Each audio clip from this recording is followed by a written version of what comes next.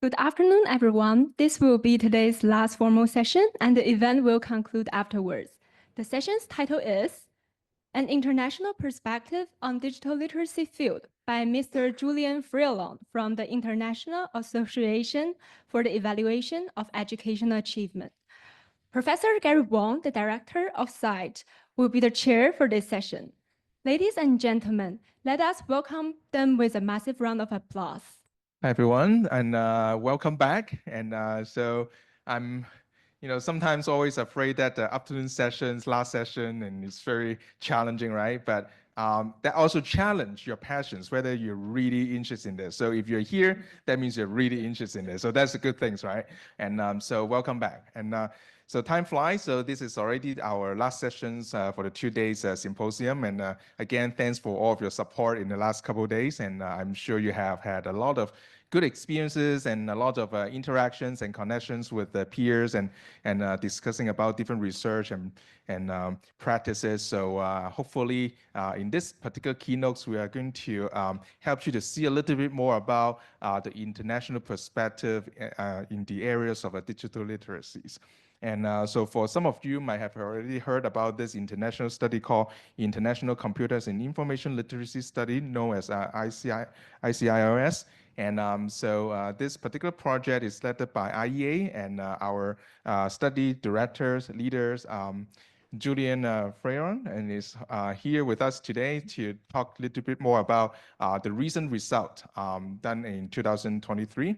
And the upcoming study will be in 2028. So there's a lot of good comparative results from this study that we can benchmark and look into how information literacies and digital literacies, particularly AI literacies, could be part of the future educations and how we can develop our children and youth in these particular important competence.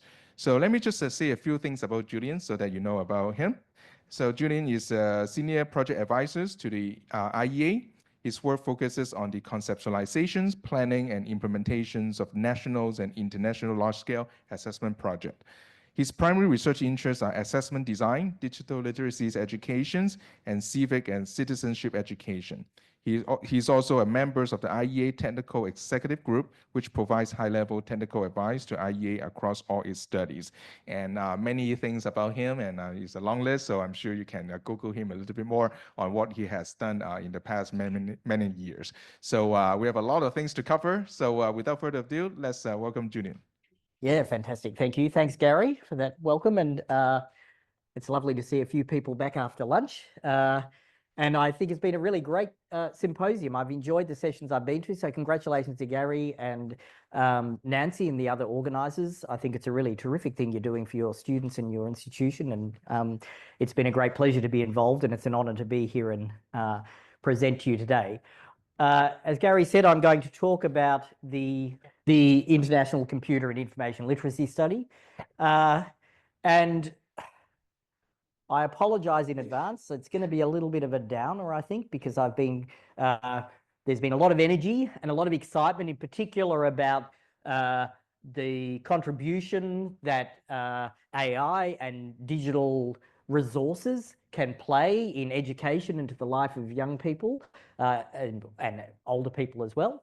And I'm coming in, I guess, partly with a bit of a reality check about where we're at with digital literacy in a cross-national context. So I apologize in advance. Maybe at the end I'll sing or do something to entertain you to make you feel a bit better. Hopefully it's not too depressing, but let's see how we go. I'm going to begin with just a little bit of background about the study itself, because some of you are probably not familiar with it, and the results I explain aren't going to make much sense unless you know what it is we've been doing.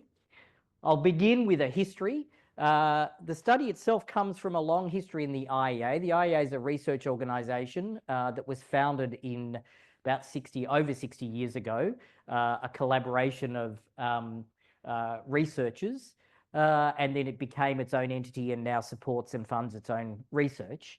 But in fact, in the late 80s, early 90s, IEA began with computer in education study, looking at both. There was computer proficiency, there was some programming and some other work that students were tested on, but also questions around the way in which computing was being taught in schools and broader technology was being taught in schools. And that extended into the second round, the IEA, the series of Second International Technology and Education Studies. And Hong Kong was a very active participant in that study. Professor Nancy Law, she's not, I don't think she's here. Oh, there's Nancy. So Nancy was one of the key people working on this and the leading this work in Hong Kong. So you can ask her out of session much more about that. But it was a very influential set of work looking at primarily the way in which technology was being used in teaching and teaching across different subject areas, mathematics, science, and others. And there was a mixture of looking at it, and then it moved into innovative case studies, actually looking at innovative practices across a range of countries where schools were identified that were engaging in really innovative digital practices. That moved into the 2000s, and about 2005, 2006, we started planning for the first cycle of the International Computer and Information Literacy Study. It's a study in which students' digital literacy was assessed, and the context, and I'll talk more about that, and the context in which digital literacy learning take place were also considered with reference to student achievement. And it began, as I said, the first cycle was in 2013, and Hong Kong was a participant in the 2013 cycle of the study. And in fact, this morning, I noticed that there is a poster on the wall just down there with Nancy and her team as the Hong Kong Centre for ICILS. So you can even see it up on the wall in this building. We had a second cycle in 2018 and a third cycle in 2023, and it's the third cycle where we fairly recently, it feels like, completed data collection that I'm going to talk about today to you. And as Gary mentioned, there's a fourth cycle coming in 2028. It'll be pretty obvious from that we work on a 5-year cycle of assessment. Okay, I need to go behind here to make the slide move, I think. Or I can just click on next, perhaps. Okay, so just quickly to think about what it is we assess in ICILS. Well, we have two achievement constructs related to digital literacy that we assess. The first is computer and information literacy, and it is an information literacy construct, so it's dealing with students' capacity to manage digital information. And I should mention the study brings with it, as these sorts of studies do, a whole set of background documentation. So there's an assessment framework, there are reports, and there are other technical reports and data reports that give you a lot more detail about the study. So I'm giving you here a summary of what it is we do, and you can look at the more detailed information if you're interested. But for computer and information literacy, which is our core student achievement construct, we conceptualize students as users of digital information in 3 ways, if you like. They're consumers of digital information, so they search for, they access it, they need to evaluate the quality of it for things like bias, relevance, accuracy, fitness for purpose, for their own purposes. We ask students to produce, well, I'll give up on this. We ask students to produce digital information products. They can be anything from a web page or a presentation or a document, anything that requires the digital environment. So we have students both accessing and making use of information, but then producing information products as part of the assessment with particular purposes and audiences in mind. And as a sort of broad context for the way in which they're working with digital technologies, there's the notion of students, young people, as digital citizens. As digital citizens, they need to be able to make use of digital technology. So as part of that, there's some core knowledge about the way in which computers work and how they can access them and make use of them for their own purposes. But then also very strongly the notion about safe and secure, responsible use of digital information. And that's from both perspectives. Safety as a consumer, protecting your own data, for example, or password protecting your own information, and being a safe user in that sort of sense, but also being a responsible user of information. Now anyone can be a producer of digital information in real time, but with that comes a set of responsibilities about relating to intellectual property, for example, or use of images. If you're taking photos of people, or you're going to upload them to the internet, what are your responsibilities to others when you're thinking about those sorts of things? So there's a broad range of skills, knowledge, and understanding that comprise that construct. I've got a couple of examples here. These are just example items from the test. The one on the left is a very simple information seeking task where students are asked to find some information from a website and then put that information into a spreadsheet that's under the guise of planning a big school trip. And on the right-hand side, the students are actually, in that context, they're actually working with the task is to create a presentation that explains the process of breathing to younger students, sort of 8-year-old students. And with that, what they're given on the right-hand side is both an application to create the presentation, but also a web environment with a set of information that they've been working with that they're meant to make use of effectively in creating their presentation. So those are just examples. That's okay. I think now we're jumping back and forward. I'll go past this slide. Okay. And at the bottom of the screen here is a URL. You can actually go to that URL, and the example content with the whole set of test content is available for you to take a look at. These are just single tasks from the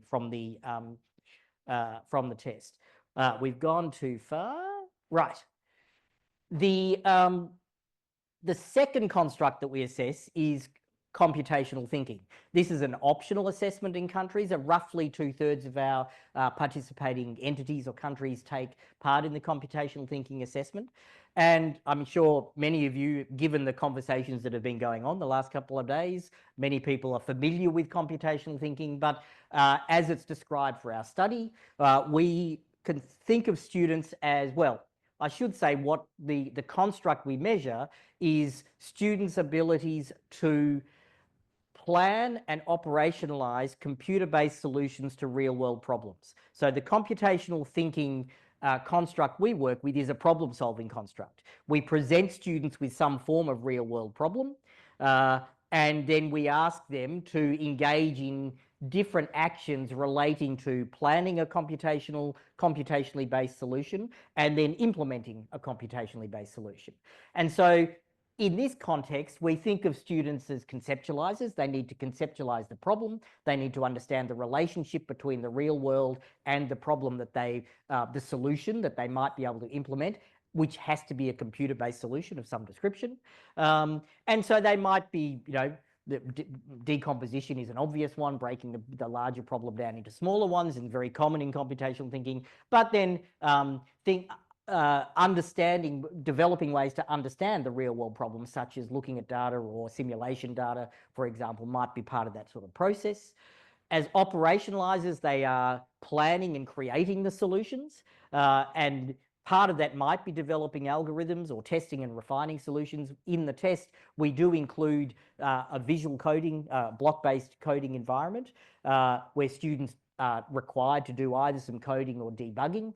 But in that environment, we're not interested at all in students' syntactic knowledge. So we don't want to get bogged down in the syntax of solutions. We use that environment as a way of collecting information about their algorithmic thinking, their understanding of some of the basic computational concepts, such as recursion, for example, or variables. But we don't want them to get caught up in the challenges that come with coding. We give them a block-based environment that really flows a sequence of ideas that they can work with. And the overarching concept here is of students as systems thinkers, that they can understand and the related properties of natural and computer-based systems as they operate, because obviously in order to be able to do that, in order to be able to create solutions, they need to be understanding that relationship. And again, a couple of example items, and it's the same website, the same URL. You can go on and have a look at the computational thinking example items as well. The one on the left is a planning item where students were asked to run a simulation to work out at what point this was in the context of a driverless bus. And what they were dealing with was the capacity of the bus to recognize objects in front of it. And so in this case, they were running a simulation under different, well, they were given specific conditions, but to try to work out how far away the bus was at, when it could recognize what was in front of it. On the right-hand side is an example of the block-based coding environment. Students were given a series of different tasks. They were all related to this idea of a drone, a farming drone, that executed sequences of different sorts of actions, watering crops, putting fertilizer on crops, planting seeds in different configurations and different levels of complexity. Okay, so that's what students, sort of what students did, a little bit more than that. Students completed in the test, so they did 2 of the CIL modules after a tutorial, and each of those modules took 30 minutes, so they did an hour of computer and information literacy testing. They then completed a 30-minute questionnaire, and I'll talk about that in a moment. And in the countries, the roughly 2/3 of countries that completed the computational thinking option, the students had a break, and then they came back and did a little tutorial and completed 2 computational thinking modules, which tasked 25 minutes each. A module is a sequence of tasks, like the tasks you've seen, all linked together by a common theme, common idea or theme. So they weren't jumping around from one idea to the next. There was a sort of progression of ideas. In terms of the conceptual model, and I need just to round out the study with this, we have a conceptual model where the outcomes over here, computer and information literacy and computational thinking, are the 2 achievement outcomes of digital literacy that we are assessing. And we think of that learning taking place in a broader learning context. And we describe that learning context in a sort of 2 different dimensions, if you like. One is as antecedents and processes. So antecedents are fairly stable background characteristics associated with the student or their environment that set up the bigger environment in which learning takes place. So they can be, well, things like the student characteristics, their gender, their socioeconomic status, their family, those sorts of things, what they have available to them at home, those would be antecedents. At the school, the types of school resources that are available, or school leadership, the nature of school leadership in their school would be another. And at the system level, the broader system policies and practice that, well, that not the policy so much as the provision of resources that are available and the system structure of their education system. So those are the sort of the background, if you like. There are a series of learning processes that students engage with at home, in the school and classroom, and in the wider community. And those processes relate to, those are dynamic interactions, if you like, that students would be engaging with in their learning, and they can be influenced at the community level by policies or the broad approach in an education system to the way digital literacy is being taught. Obviously, in the schools and classrooms, that relates to the nature of the instruction that students are engaging with. And then at home, the ways in which students are making use of ICT outside of school are also associated with their learning processes. In the model, you'll see there's a single arrow from here to here. This indicates that really the broader context, that the processes sit within that broader context that has an influence on them. But obviously the nature of learning processes has an interaction with the outcomes because students' capacities will influence what they are able to be engaging with in simple terms. So that's why there's the double-headed arrow there. So we measure all of this context, all of that contextual information, using a large set of questionnaires. The students complete a 30-minute questionnaire. That includes some aspects of their background, but then also aspects of their use of computer in school and outside of school, and their attitudes towards using computers, their attitudes towards the computers in society, etc. Teachers complete a 30-minute questionnaire, and that has some background information, but then focuses more on the nature of their teaching with technology. And that came out of the history of CITES that was talked about, but then with a focus on digital literacy.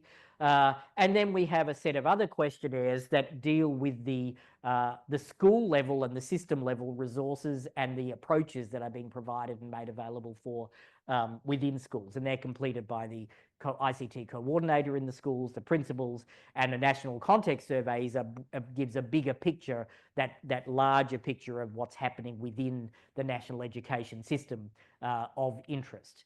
So all of those get put together. And as you can imagine, there is then an extremely large database with data from all of these instruments coming out of it. I mean, it's nothing like what Roger was talking about yesterday, terrifying me with 250 data points a minute. But it's still, there are a lot of variables and a lot of data to be analysed and available to the public for analysis or to researchers. I'm going to just click on that again. I'm not sure about the clicker. And of course, we're guided by a set of research questions. I won't go into them in too much detail. They're probably what you would expect. We're interested in variations in the outcome variables within and across countries. We're interested in the contexts in which those outcome variables are being developed. That's the sort of second lot, if you like. And we're a trend study. So we're a study where we measure repeated measures of achievement over time. We use different instruments, linked content and new content with each new cycle, but we have established scales of CIL and CT, and we measure against those scales with each new subject. And of course, yeah, we're interested then in the relationships, you know, the things that might help explain student outcomes in their learning. All right. So in 2023, we had more than 130,000 students from 35 education systems, more than 60,000 teachers and 5,000 schools who provided us with data. I'm using the term education systems. When you see the list, you'll see almost everything is a country. But sometimes we have sub entities within countries, and if they have a standalone, if you like, education system, so Hong Kong SAR, which previously participated in 2013, would be an education system, not necessarily a country, as an example. So that's why I've used the term. But when you see the list, you'll see most of them are countries, and I apologise if I switch between using the two terms. So what did we get out of all of this? Well, the first thing we got was a measure of achievement in computer and information literacy across the 35 systems. And you can see here they're rank ordered from lowest to highest achievement. This is, for me, the least interesting part of the study.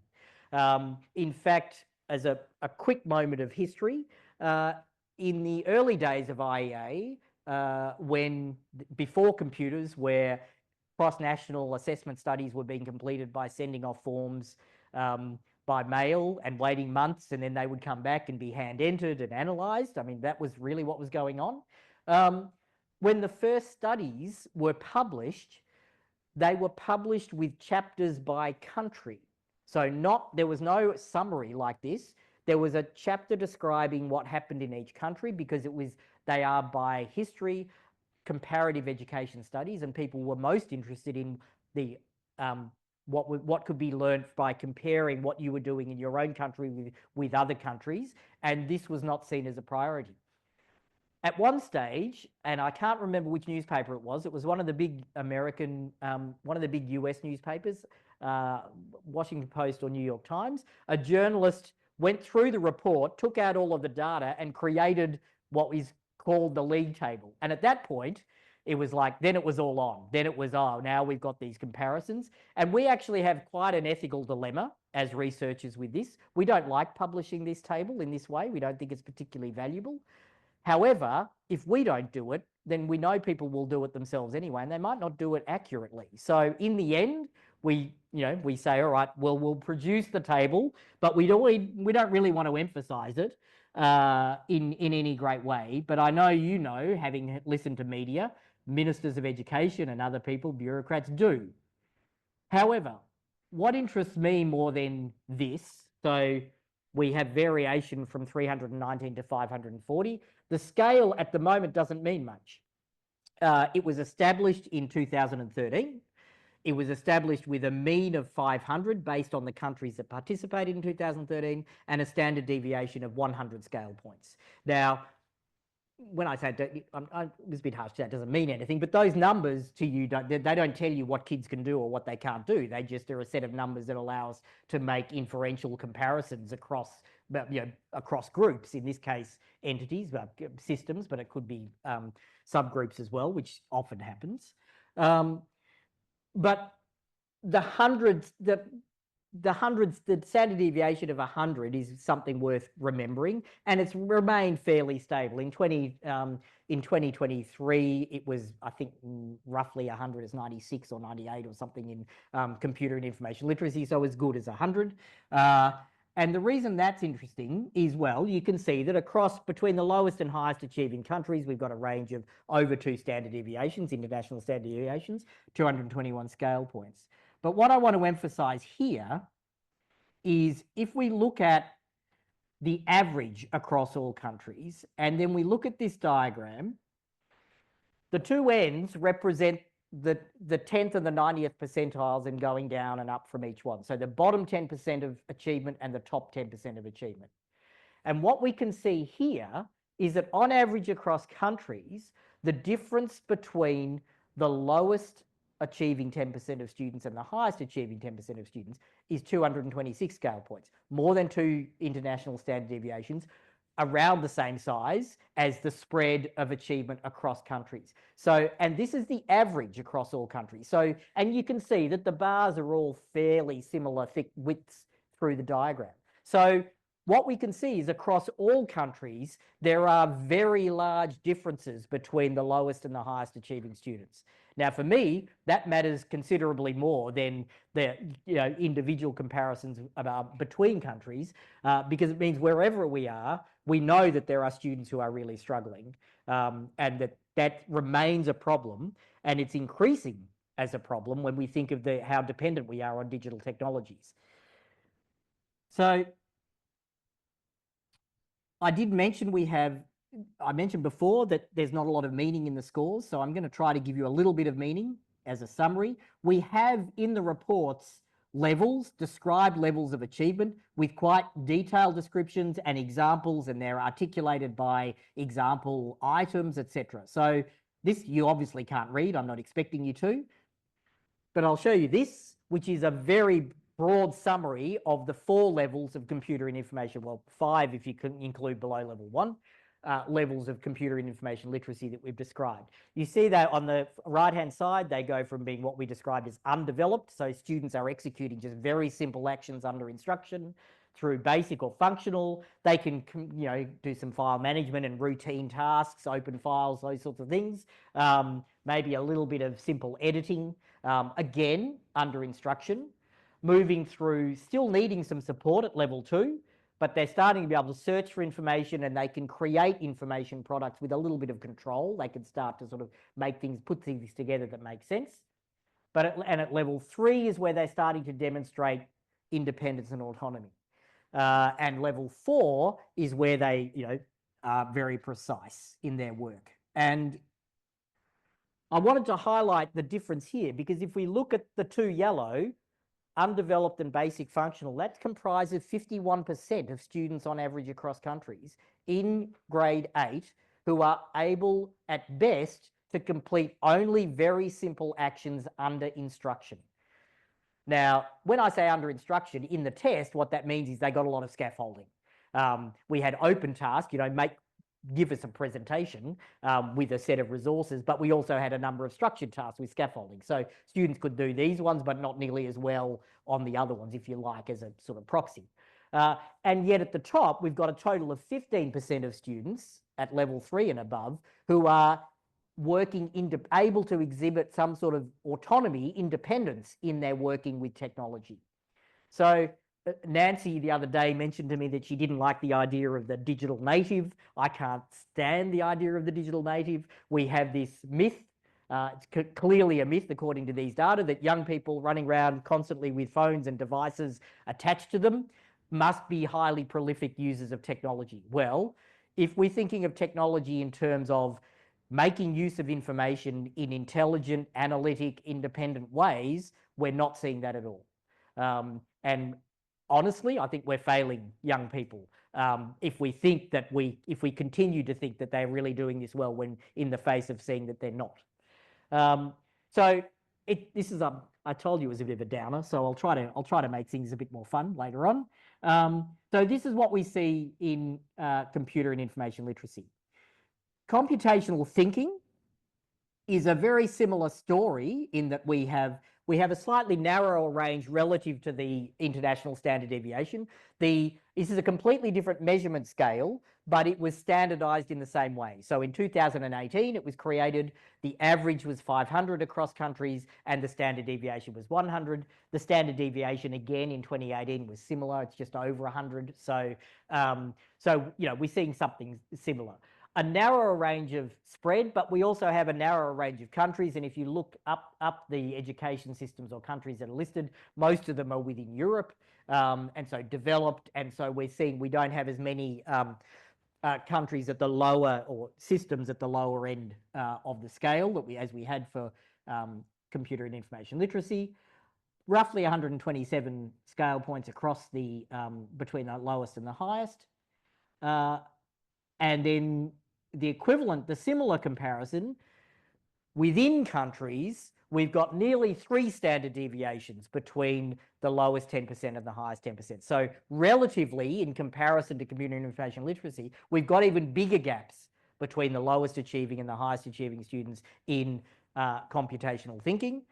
And there have been some discussions during the course of the last few days about relationships between AI literacy, computational thinking, and we've got a lot of work to do if we're thinking that we're having students, these ranges of achievement in countries as we're moving into the AI age with a whole new set of additional knowledge, skills, and understandings that students are going to have to impose onto their learning as part of as part of the suite of digital literacy, the broader suite of digital literacy. And again, in computational thinking, we also came up with a series of we have 4 levels with some level descriptions. At the lower levels, they're really executing simple actions and recognizing patterns and creating simple sequential algorithms. So there's very much sequential thinking in their computational thinking at the lower levels. They can move into structures and they get introduced to things like recursion and conditional logic and those sorts of things as we look at those within the test.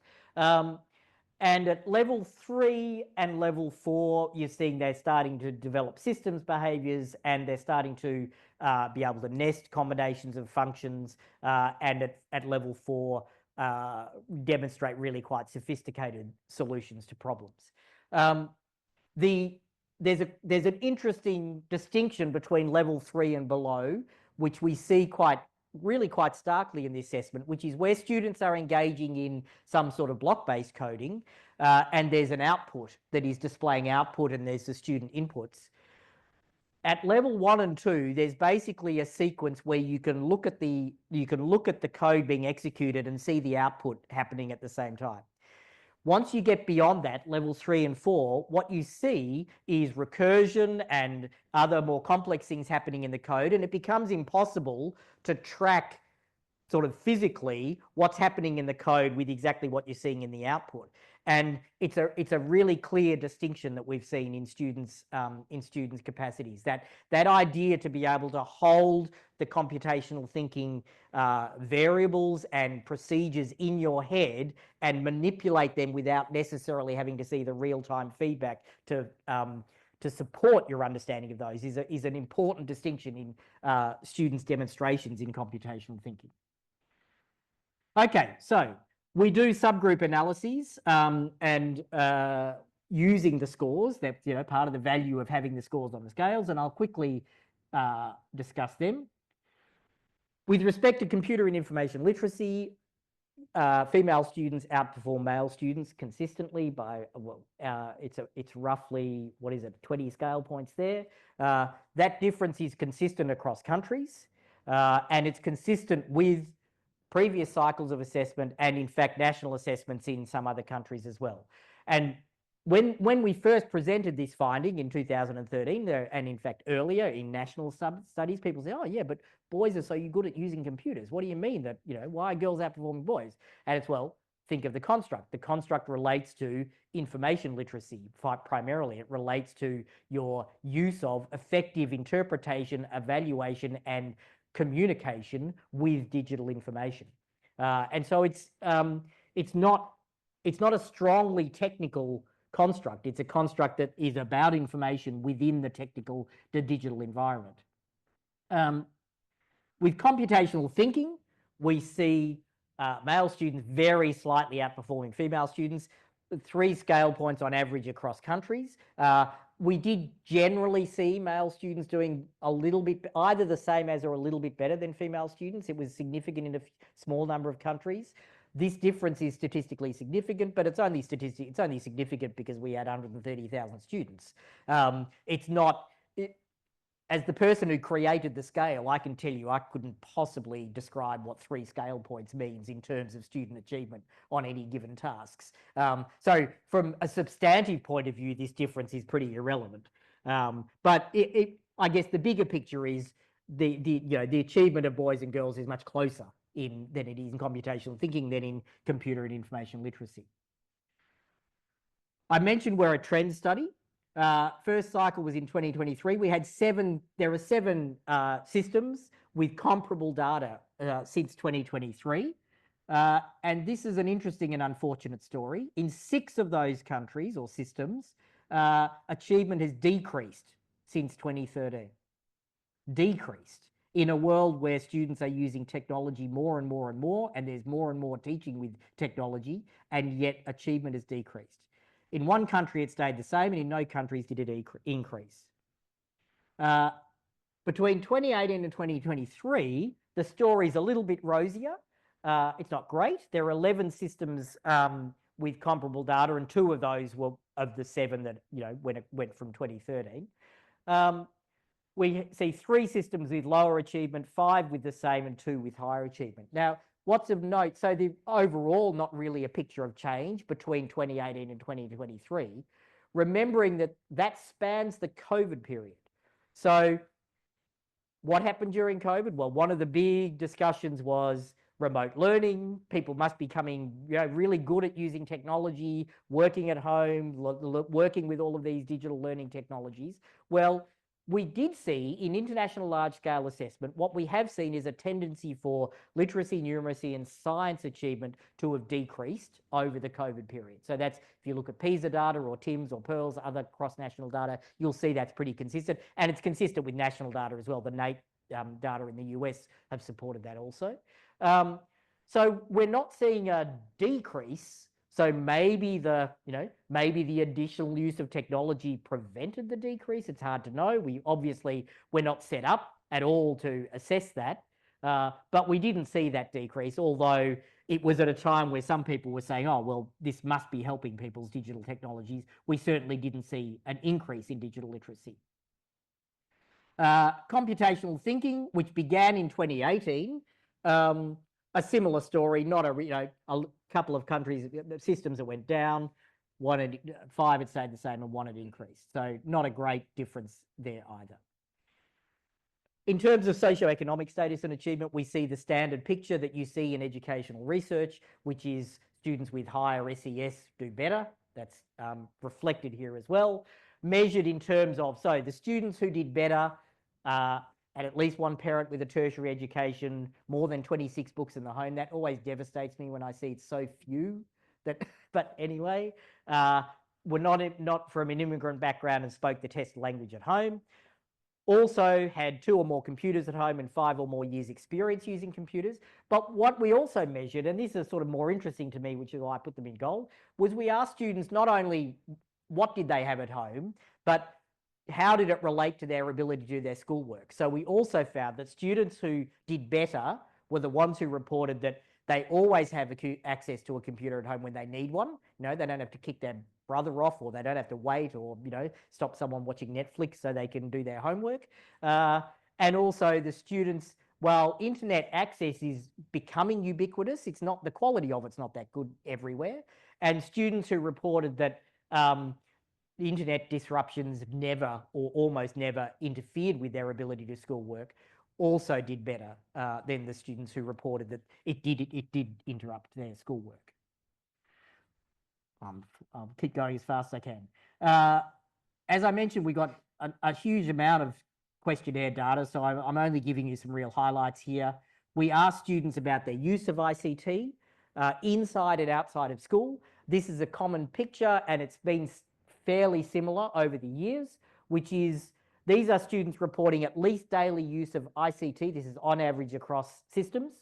At school for schoolwork, at school for other purposes, or outside of school. And the one that's standing out, obviously, is the greatest use is outside of school for other purposes.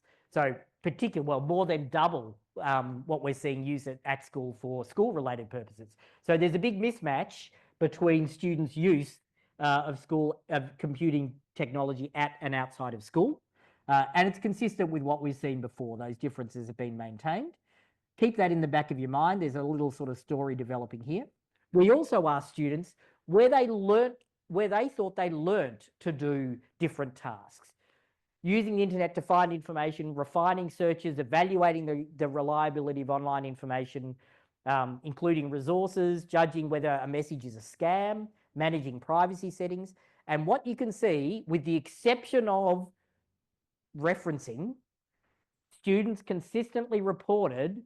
more students consistently reported learning how to do this stuff outside of school than at school.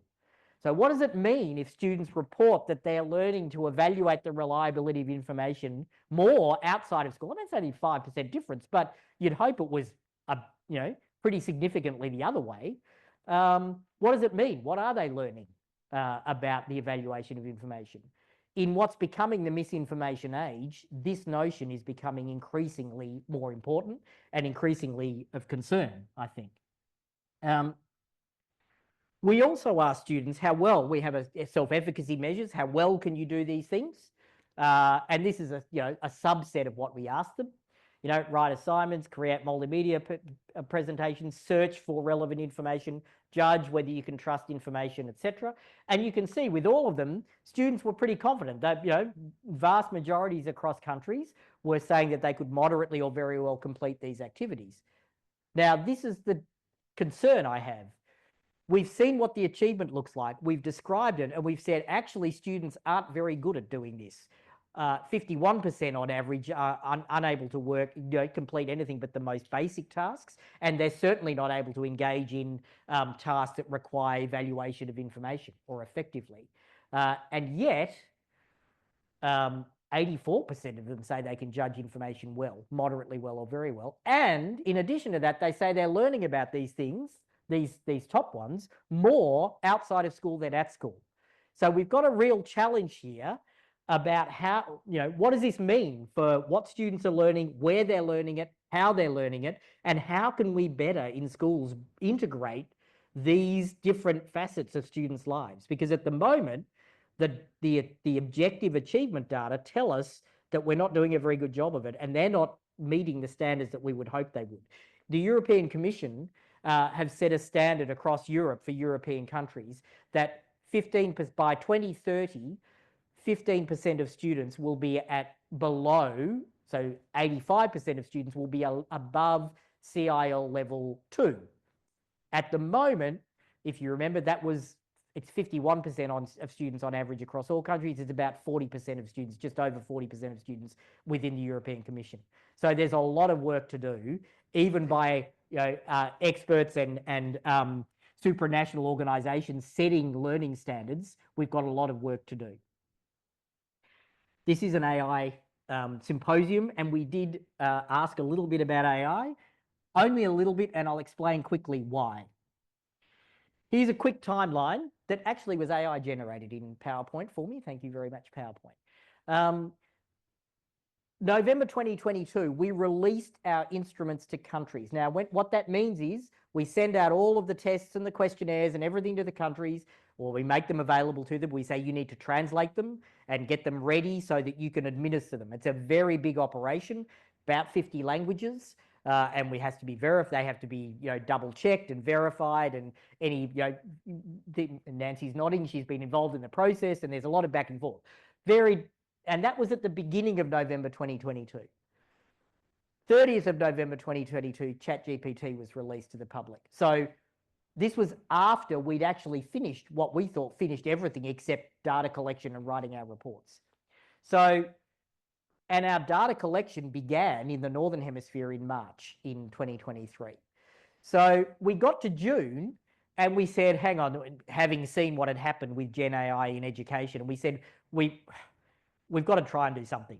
We're going to break all of the rules. We break all of our standard rules, and we're going to try to create something where we can get some benchmark baseline data from anything about Gen AI in schools.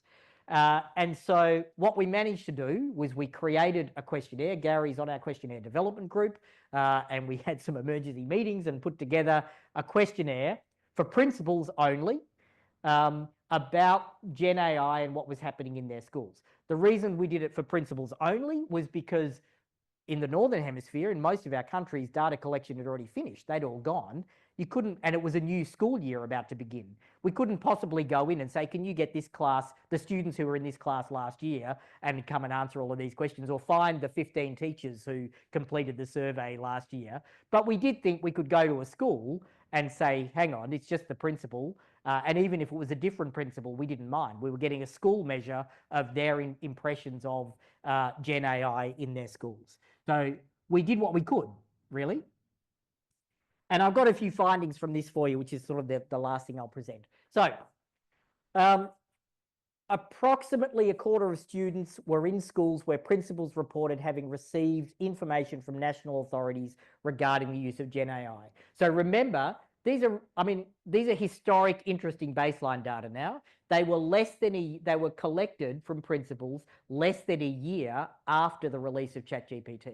So really at the beginning of schools' exposure to Gen AI, and a quarter of students were in schools where the school had received some information about using Gen AI centrally.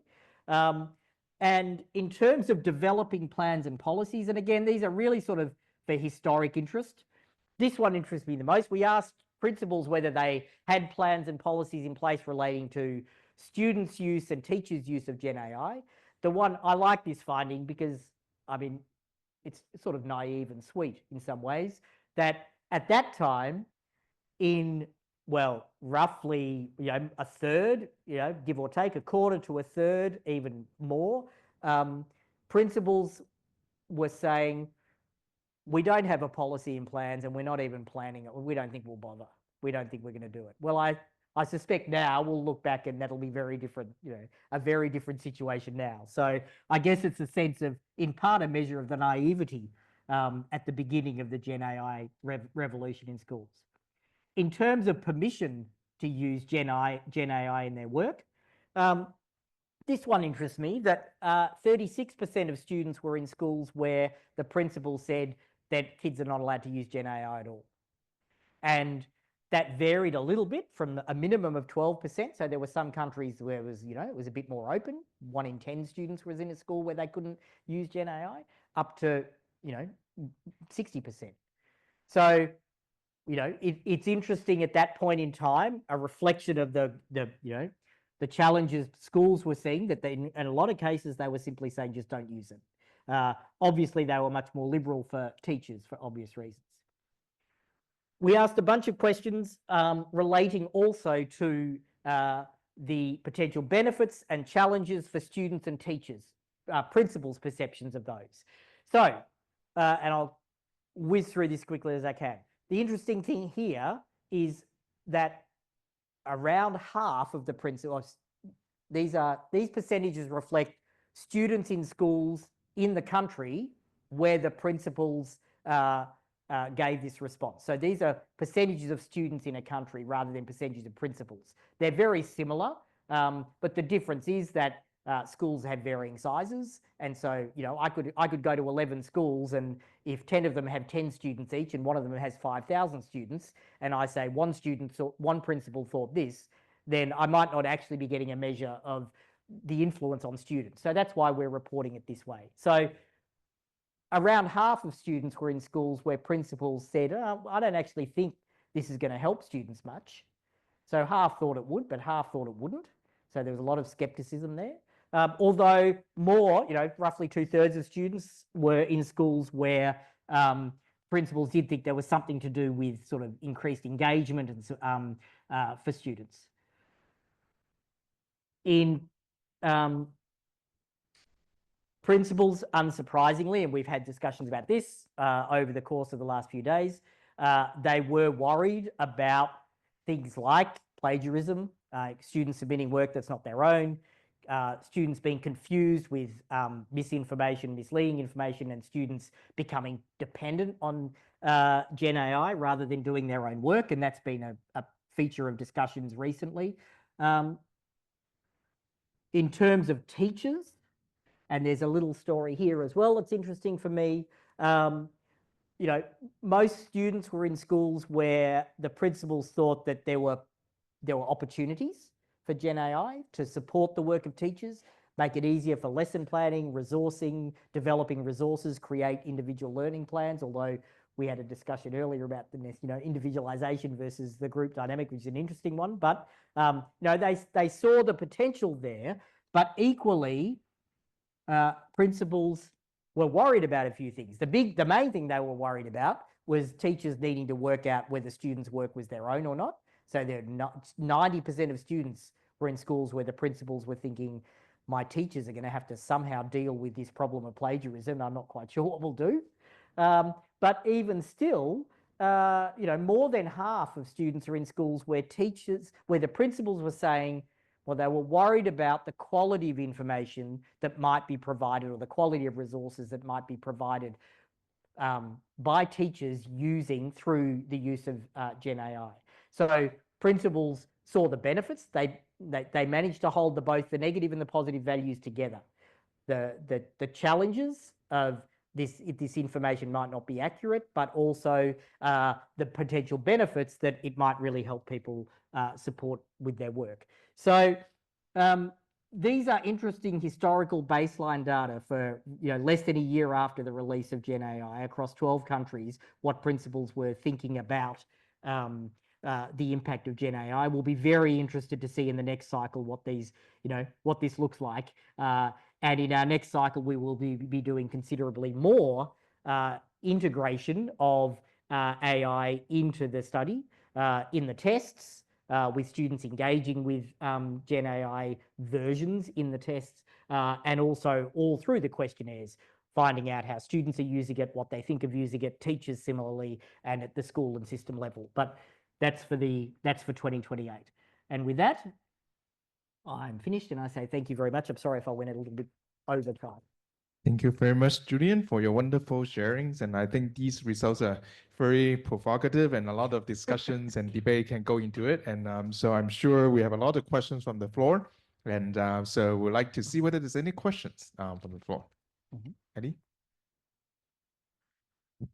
Thank you, Mr. Julian. A very insightful presentation. I was wondering, there's something that's been quite an insight there. That is, there's a gap between the formal digital education and the informal digital learning experience. I think you did highlight that aspect.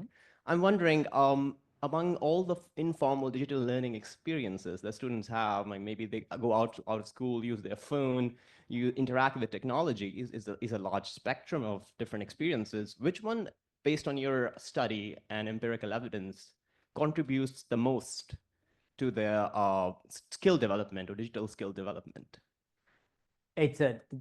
We don't measure that in that particular way. So we ask students what they're doing outside of school, but we don't have a measure of how that necessarily contributes to their achievement per se. We can see how they relate to their achievement, and students who use technologies to a degree do better, but the students who overuse technologies don't do so well. But we don't have a measure of exactly what the students did outside of school and how that contributes to what they're able to do in school. It's not something we're able to measure. But it's a very interesting question. We'll think about if there's a way of doing it next time. Any other questions from the floor?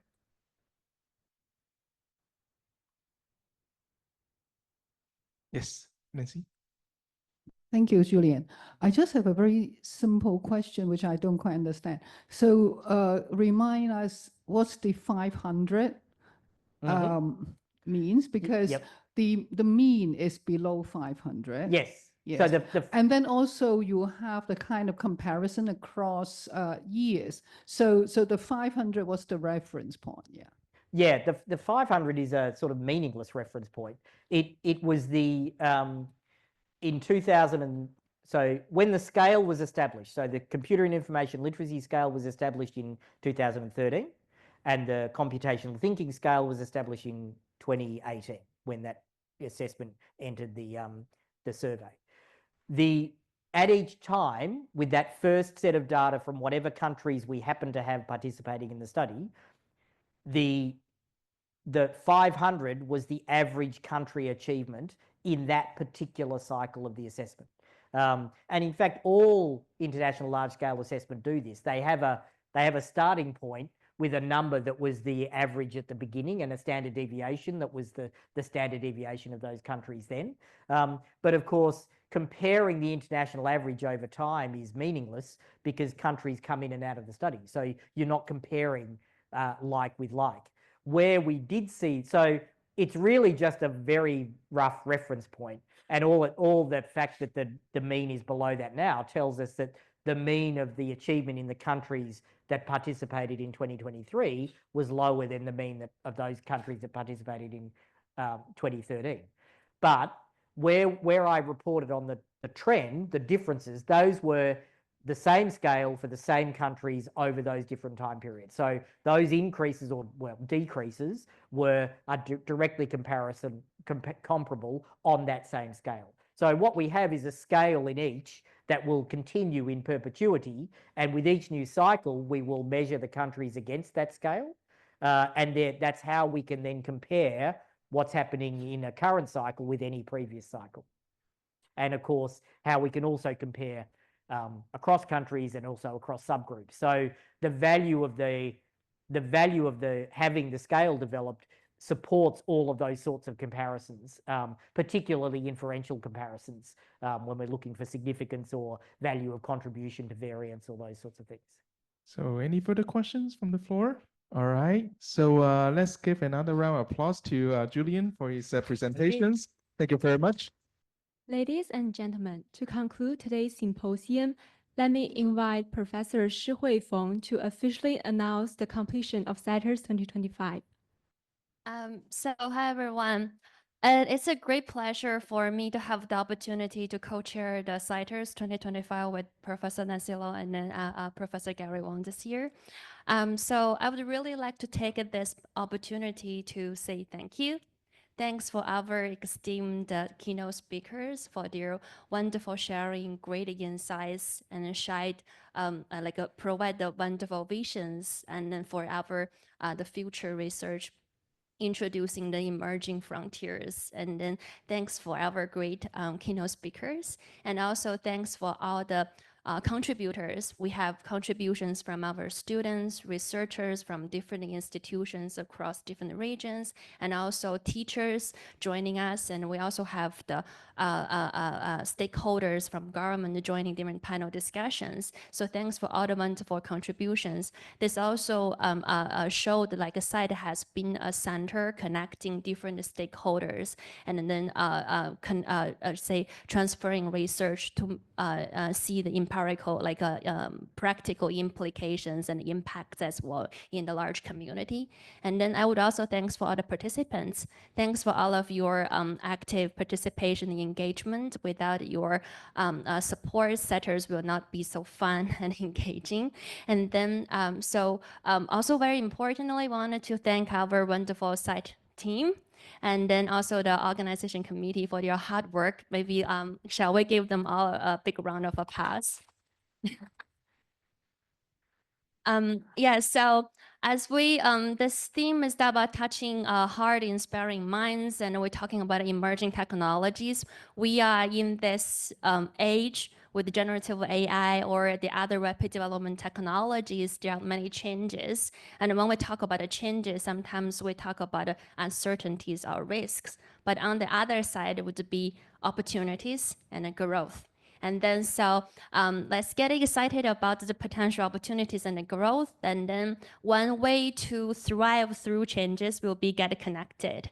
And then so CITE is a great party to get connected. And through that, we also can connect it with many researchers, practitioners, stakeholders in the field to make to go through these changes and also make some impact together. So I would also like to encourage everybody to stay tuned to CITE events. And then CITERS is the annual celebration for CITE. And then there will be more events coming. And so there will be the 33rd International Conference on Learning organized by CITE in 2026, July 8th to 10th. And then CITE also is organizing and supporting the AI for Science scheme. And then CITE is offering course for teacher training, AI literacy support. So if you are school teachers from Hong Kong, local secondary schools, please do check our website and then actively participating. We are welcome to your enrollment in our courses. And then yeah, we also have many exciting projects on site, like in STEM, in STEAM, and also new ideas projects. So do check our website and to learn more about that.